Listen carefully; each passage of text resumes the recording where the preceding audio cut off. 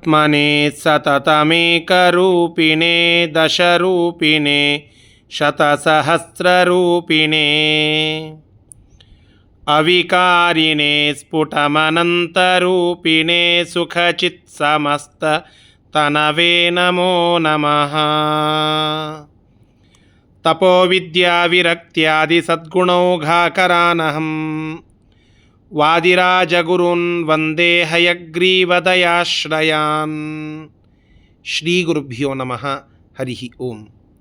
ದಶಾವತಾರ ಸ್ತುತಿಯ 17ನೆಯ ಶ್ಲೋಕದಲ್ಲಿ ಸುಂದರವಾದ ರಾಮದೇವರ ಕಥೆ, ಅವರ ಅದ್ಭುತವಾದ ಶೌರ್ಯ, ಜಟಾಯು ಪಕ್ಷಿಗೆ ಮಾಡಿದಂತಹ ವಿಶೇಷವಾದ ಅನುಗ್ರಹದ ವಿಚಾರವನ್ನು ನಾವು ತಿಳಿದುಕೊಂಡಿದ್ದೇವೆ. ರಾಮಾಯಣದ ಇನ್ನೂ ಅನೇಕ ಪ್ರಮುಖ ಘಟನೆಗಳ ವಿವರವನ್ನು 18ನೆಯ ಶ್ಲೋಕ ನಮಗೆ ನೀಡುತ್ತಾ ಇದೆ. ಶ್ಲೋಕ ಈ ರೀತಿಯಾಗಿ ಇದೆ.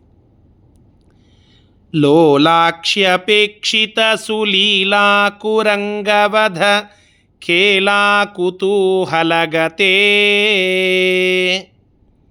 ಸ್ವಾಲಾಪ ಭೂಮಿ ಜನಿ ಬಾಲಾಪಹಾರ್ಯನುಜ ಪಾಲಾದ್ಯ ಭೋ ಜಯ ಜಯ. ವಾಲಾಗ್ನಿದಗ್ಧ ಪುರಶಾಲಾನಿ ಲಾತ್ಮಜನಿ ಫಾಲಾತ್ತಪತ್ತಲರಜೋ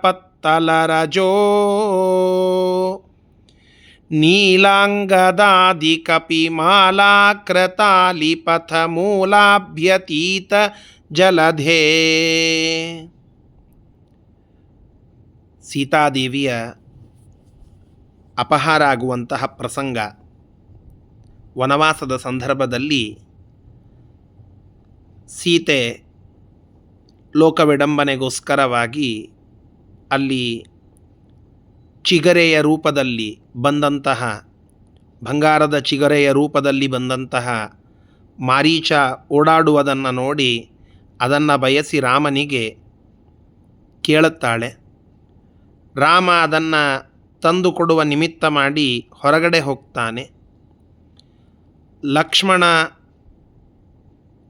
ಆ ನಂತರದಲ್ಲಿ ಒಂದು ಶಬ್ದವನ್ನು ಕೇಳಿ ಸೀತೆಯಿಂದ ಅಜ್ಞಪ್ತನಾಗಿ ತಾನೂ ಕೂಡ ಹೋಗ್ತಾನೆ. ಇದೇ ಸಂದರ್ಭದಲ್ಲಿ ದುಷ್ಟನಾದ ರಾವಣ ಭಿಕ್ಷೆಯನ್ನು ಬೇಡುವ ನೆಪವನ್ನು ಒಡ್ಡಿ ಅಲ್ಲಿಗೆ ಬಂದು ಸೀತೆಯನ್ನು ಅಪಹರಿಸ್ತಾನೆ. ಅಂತಹ ಆ ಸೀತಾಪಹರಣವನ್ನು ಮಾಡಿದ ರಾವಣ ಮತ್ತು ಅದಕ್ಕೆ ಕಾರಣನಾದಂತಹ ಮಾರೀಚ, ಆ ಮಾರೀಚನನ್ನು ಆ ಕ್ಷಣಕ್ಕೆ ವಧೆ ಮಾಡಿ ಅವನ ಸಂಹಾರವನ್ನು ಮಾಡಿದ್ದು, ಮುಂದೆ ಈ ಸೀತಾಪಹಾರವನ್ನು ಮಾಡಿದ ರಾವಣನನ್ನು ಕೊಂದು ಅವನ ತಮ್ಮನಾದ ಯೋಗ್ಯನಾದ ವಿಭೀಷಣನಿಗೆ ಆ ಲಂಕೆಯ ರಾಜ್ಯಾಧಿಪತ್ಯವನ್ನು ಕೊಟ್ಟಂತಹ ಹೇ ರಾಮಚಂದ್ರ ಪ್ರಭುವೆ ಅಂತ ಒಂದು ಸಂಬೋಧನ. ಇದರಲ್ಲಿ ಎಲ್ಲ ಮಾರೀಚವಧ, ಸೀತಾಪಹರಣ, ವಿಭೀಷಣನಂತಹ ಸಾತ್ವಿಕನ ಮೇಲೆ ಮಾಡಿದಂತಹ ಅನುಗ್ರಹ ಇದೆಲ್ಲ ಬಂತು. ಲಂಕಾಪಟ್ಟಣಕ್ಕೆ ಹನುಮಂತ ದೇವರನ್ನು ಕೊಟ್ಟು ಕಳಿಸಿ ಅಲ್ಲಿ ಆದಂತಹ ಸುಂದರಕಾಂಡದ ಪ್ರಸಂಗವನ್ನು ನೆನಪು ಮಾಡಿಕೊಡುತ್ತಾರೆ ವಾದಿರಾಜಸ್ವಾಮಿಗಳು. ವಾಲಾಗ್ನಿ ದಗ್ಧ ಪುರಶಾಲಾನಿ ಲಾತ್ಮಜನಿ ಫಾಲಾತ್ತ ಪತ್ತಲರಜೋ ಅಂತ. ಸುಂದರಕಾಂಡದ ಸುಂದರವಾದ ಪ್ರಸಂಗ. ಅನಾಯಾಸವಾಗಿ ಆ ಸಮುದ್ರವನ್ನು ಹಾರಿ ಹನುಮಂತ ದೇವರು ರಾಮದೇವರ ಆಜ್ಞೆಯಂತೆ ಅಲ್ಲಿಗೆ ಹೋಗಿ ಸೀತಾದೇವಿಯ ಆಕೃತಿಗೆ ಚೂಡಾಮಣಿಯನ್ನು ಕೊಟ್ಟು ಮತ್ತು ಅಲ್ಲಿಂದ ಮರಳಿ ಬರುವ ಸಂದರ್ಭದಲ್ಲಿ ಅಲ್ಲಿ ಆದಂತಹ ಒಂದು ಪ್ರಸಂಗ, ಅಶೋಕವನವನ್ನು ಧ್ವಂಸಗೊಳಿಸ್ತಾರೆ ಆ ಹನುಮಂತ ದೇವರು. ಆ ರಾವಣನ ಮಕ್ಕಳಾದಂತಹ ಅಕ್ಷಕುಮಾರನನ್ನು ಸಂಹಾರ ಮಾಡುತ್ತಾರೆ. ಅನೇಕ ಮಂತ್ರಿಗಳನ್ನೆಲ್ಲ ಸಂಹಾರ ಮಾಡುತ್ತಾರೆ. ಮಂತ್ರಿ ಪುತ್ರರನ್ನು ಸಂಹಾರ ಮಾಡುತ್ತಾರೆ. ಆ ಇಡೀ ಅಶೋಕವನ್ನು ಒಂದು ಕಪಿರೂಪದ ಹನುಮಂತ ದೇವರು ಸಂಹಾರ ಮಾಡುತ್ತಾ ಇರೋದನ್ನು ನೋಡಿ ಕೊನೆಯಲ್ಲಿ ಇಂದ್ರಜಿತ ಬ್ರಹ್ಮಾಸ್ತ್ರ ಪ್ರಯೋಗವನ್ನು ಮಾಡಿದಾಗ ಆ ಬ್ರಹ್ಮಾಸ್ತ್ರಕ್ಕೆ ಗೌರವ ಕೊಡುವ ದೆಸೆಯಲ್ಲಿ ಭಾವಿಬ್ರಹ್ಮರಾದ ಆ ಹನುಮಂತ ದೇವರು ಅದಕ್ಕೆ ಬಂಧಿತರಾದಂತೆ ತೋರ್ತಾ ಆ ರಾವಣನ ಆಸ್ಥಾನಕ್ಕೆ ಬಂದು ರಾವಣನಿಗಿಂತ ದೊಡ್ಡದಾದ ಆಸನದಲ್ಲಿ ಕುಳಿತುಕೊಂಡು ಕಪೇ ಕುತೋಸಿ ಕಸ್ಯವಾ ಕಿಮರ್ಥಮಿದೃಶಂ ಕೃತಂ ಅಂತ ರಾವಣ ಪ್ರಶ್ನೆ ಕೇಳಿದಾಗ, ನೀನು ಯಾರೋ ಕಪೆ, ಈ ರೀತಿಯಾಗಿ ಯಾಕೆ ಧ್ವಂಸ ಮಾಡುತ್ತಾ ಇದ್ದೀಯಾ ಅಂತೆಲ್ಲ ಕೇಳಿದಾಗ ತಮ್ಮ ಐಡೆಂಟಿಟಿಯನ್ನು ಆ ಹನುಮಂತ ದೇವರು ಹೇಳುತ್ತಾರಲ್ಲ, ದಾಸೋಹಂ ಕೋಸಲೇಂದ್ರಸ್ಯ, ನಾನು ಆ ಕೋಸಲೇಂದ್ರನಾಗಿರ್ತಕ್ಕಂತಹ ರಾಮಚಂದ್ರ ಮಹಾಪ್ರಭುವಿನ ದಾಸ.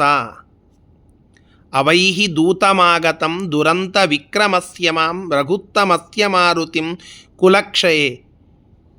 ಯಾರು ದುರಂತ ವಿಕ್ರಮಂ, ಆ ಭಗವಂತ ಭಾರೀ ಪರಾಕ್ರಮವುಳ್ಳಂತಹ ಪರಮಾತ್ಮ ರಾಮಚಂದ್ರ ಪ್ರಭು ನಿನ್ನನ್ನು ಮುಂದೆ ಕೊಲ್ಲುವವನಿದ್ದಾನೆ, ಅವನ ದೂತ ನಾನು ಇಲ್ಲಿಗೆ ಬಂದಿದ್ದೇನೆ, ಆ ರಾಮನ ಬಲದ ಒಂದು ಝಲಕ್ಕನ್ನು ತೋರಿಸ್ಲಿಕ್ಕೆ ಬಂದಿದ್ದೇನೆ ಅಂತ ಹೇಳಿದ ಆ ಹನುಮಂತ ದೇವರು ಯಾರ ಪಾದ ತಲದ ಧೂಳಿಯನ್ನು ತನ್ನ ಹಣೆಯಲ್ಲಿ ಹಚ್ಚಿಕೊಳ್ತಾನೋ ಅಂತಹ ರಾಮಚಂದ್ರ ಪ್ರಭು ಆ ಹನುಮಂತ ದೇವರ ಸ್ವಾಮಿ, ಆ ಹನುಮಂತ ದೇವರೇ ಆ ರಾಮನ ದಾಸ. ಅಂತಹ ಆ ಹನುಮನ ಸ್ವಾಮಿಯಾದ ರಾಮನ ಸ್ಮರಣೆಯನ್ನು ಇಲ್ಲಿ ಮಾಡುತ್ತಾ ನೀಲ, ಅಂಗದ ಮೊದಲಾದ ಯಾರ್ಯಾರು ಕಪಿವೀರರಿದ್ದರೋ ಅವರೆಲ್ಲರಿಂದ ಆ ಸೇತು ಬಂಧನವನ್ನು ಮಾಡಿಸಿ ಸಮುದ್ರವನ್ನು ದಾಟಿ ರಾಮಚಂದ್ರ ಪ್ರಭು ಆ ರಾವಣನನ್ನು ಸಂಹಾರ ಮಾಡಲಿಕ್ಕೆ ಹೋಗಿದ್ದಾನೆ. ಅಂತಹ ರಾಮಚಂದ್ರ ಪ್ರಭುವಿಗೆ ಜಯವಾಗಲಿ, ಅವನಿಗೆ ಜಯಕಾರ ಎಂಬುದಾಗಿ ಈ ಶ್ಲೋಕ ಹೇಳುತ್ತಾ ಇದೆ. ಇದರ ಶಬ್ದಶಃ ಅರ್ಥವನ್ನು ನೋಡುವ ಪ್ರಯತ್ನ ಮಾಡೋಣ. ಲೋಲಾಕ್ಷಿ,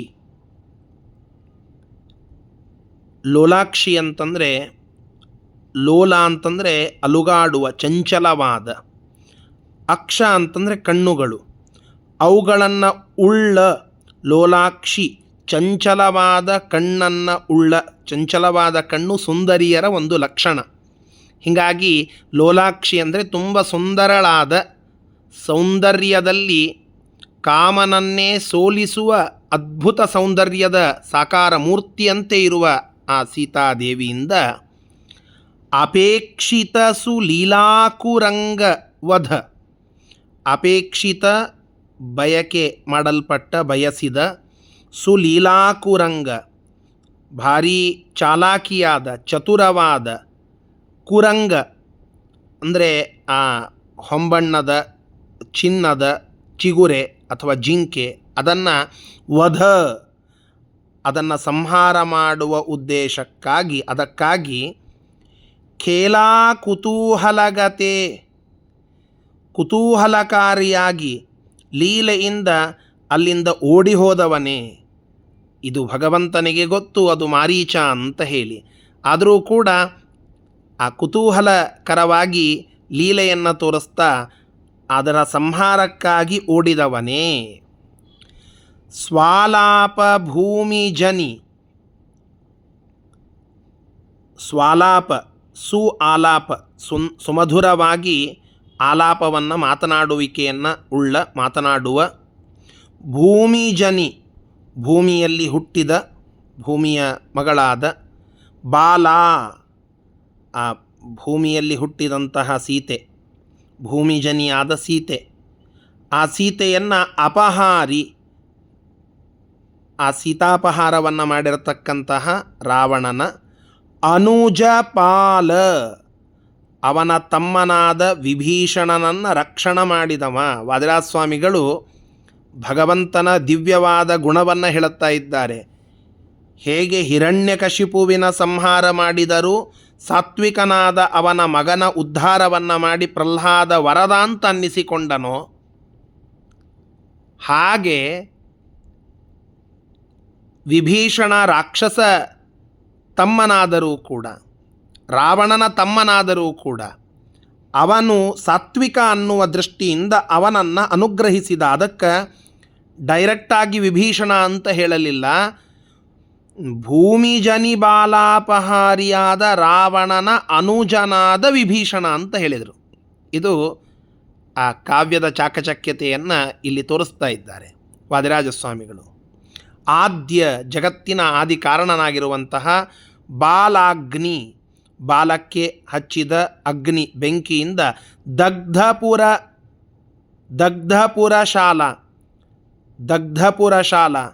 ಆ ಲಂಕಾಪಟ್ಟಣದ ಮನೆಗಳನ್ನು ದಗ್ಧ ಸುಟ್ಟಂತಹ ಅನಿಲ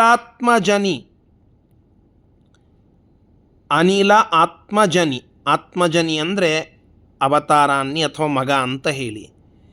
ಅನಿಲ ಅಂದರೆ ವಾಯು, ಮುಖ್ಯಪ್ರಾಣದೇವರು. ಆ ಮುಖ್ಯಪ್ರಾಣದೇವರ ಅವತಾರರಾದ ಹನುಮಂತ ದೇವರಿಂದ ಫಾಲಾತ್ತ ಪತ್ತತಲ, ಫಾಲಾತ್ತ ಅಂದರೆ ಲಲಾಟದಲ್ಲಿ ಅಂದರೆ ಹಣೆಯಲ್ಲಿ ಸ್ವೀಕೃತವಾಗಿರತಕ್ಕಂತಹ ಆ ಹನುಮಂತ ದೇವರು ಭಗವಂತನ ಪಾದಕ್ಕೆ ಹಣಿಮಣಿದು ಅಲ್ಲಿ ಪತ್ತತಲ ರಜ ಅಂದರೆ ಧೂಳು, ಆ ಭಗವಂತನ ಪಾದದ ಕೆಳದಲ್ಲಿ ಇರುವಂತಹ ಧೂಳಿಯನ್ನು ತನ್ನ ಹಣೆಯಲ್ಲಿ ಧರಿಸಿರುವ ಹನುಮಂತ ದೇವರು ಅಂತ. ಅಂದರೆ ಹನುಮಂತ ದೇವರಿಗೆ ಆ ಭಗವಂತನ ಮೇಲೆ ಅಷ್ಟು ನಿಷ್ಠೆ, ಅಷ್ಟು ಭಕ್ತಿ ಅಂತ. ಅಂತಹ ಆ ಹನುಮಂತ ದೇವರಂತಹ ಮಹಾ ದಾಸನನ್ನು ಪಡೆದಂತಹ ಹೇ ರಾಮಚಂದ್ರ ಪ್ರಭುವೇ, ನೀಲಾಂಗದಾದಿಕಪಿ ಮಾಲಾಕೃತಾಲಿಪಥ, ನೀಲ ಅಂಗದ ಮೊದಲಾದಂತಹ ಕಪಿಗಳ ಒಂದು ನೆರವಿನಿಂದ ಕೃತ ಮಾಡಲ್ಪಟ್ಟ ಆಲಿಪಥ ಆ ಸೇತುವೆಯ ಮಾರ್ಗ, ಅದರ ರಾಮಸೇತು ಮಾರ್ಗದ ಮೂಲ ಅಭ್ಯತೀತ ಜಲಧೆ, ಅದರ ಮೂಲ ಅಂದರೆ ನಿಮಿತ್ತವಾಗಿ ಸಮುದ್ರವನ್ನು ದಾಟಿದಂತಹ ಆ ಸಮುದ್ರಕ್ಕೆ ರಾಮಸೇತುವೆಯನ್ನು ನಿರ್ಮಾಣ ಮಾಡಿ ಸಮುದ್ರವನ್ನು ದಾಟಿ ರಾವಣನ ಸಂಹಾರಕ್ಕೆ ಹೊರಟಂತಹ ಹೇ ರಾಮಚಂದ್ರ ಪ್ರಭುವೇ, ರಾಮಚಂದ್ರ ಪ್ರಭುವೇ, ನಿನಗೆ ನಿನಗೆ ಜಯಕಾರವಿರಲಿ, ನೀನು ಜಯಶೀಲನಾಗಿದ್ದೀಯಾ, ನಿನಗೆ ಜಯವಿರಲಿ ಎಂಬುದಾಗಿ ಅಲ್ಲಿ ಎಲ್ಲ ಮಾರೀಚವಧ, ಸೀತಾಪಹಾರ, ಲಂಕಾದಹನ, ಸೇತುವೆಯ ನಿರ್ಮಾಣ, ಅಲ್ಲಿ ರಾವಣನ ಸಂಹಾರ ಮಾಡಿದ್ದು, ಇವೆಲ್ಲದರ ಸ್ಮರಣೆಯನ್ನು, ಸಜ್ಜನರನ್ನು ರಕ್ಷಣೆ ಮಾಡುತ್ತಾನೆ ಅನ್ನುವ ಒಂದು ಸಂದೇಶವನ್ನು ಈ ಶ್ಲೋಕ ನಮಗೆ ತಿಳಿಸಿಕೊಡುತ್ತಾ ಇದೆ. ಇಷ್ಟು ಈ ಶ್ಲೋಕದ ವಿಷಯ. ಇಂತಹ ಆ ರಾಮಚಂದ್ರ ಪ್ರಭು ನಮ್ಮನ್ನು ರಕ್ಷಿಸಲಿ ಅಂತ ಪ್ರಾರ್ಥನೆಯನ್ನು ಮಾಡೋಣ. ಶ್ರೀಕೃಷ್ಣಾರ್ಪಣಮಸ್ತು. ಹರಯೇ ನಮಃ.